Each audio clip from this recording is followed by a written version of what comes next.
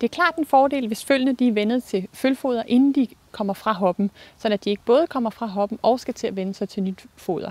Tilvænning til fodret, den sker ved, at man starter med at give følgene en god håndfuld af fodret, og langsomt trapper man op. Startup, der skal den mængden op på ca. 1,5 kg hen over vinteren til varmblodsføl.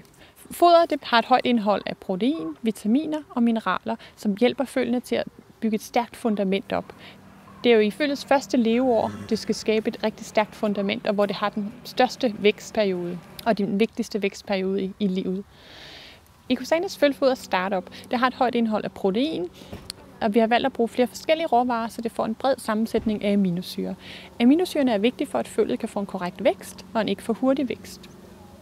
Vi har tilsat mælkeprotein for at give en rigtig god smag til følfodret, og ydermere er det 3 mm piller, så det er nemt for følget at spise.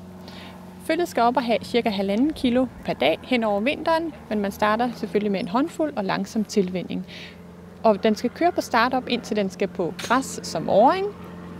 Og når den kommer på græs som åring, så kan man skifte den over på balance eller et koncentreret vitamin- og mineralprodukt, Performvit. Ungheste dem fodrer vi som regel med hovedbestanddelen af grovfoder. Det gør vi også andre heste.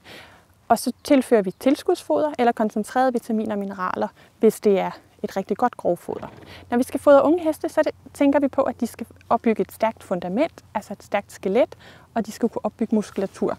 De skal vokse i en jævn kurve, ikke noget med store spring i væksten.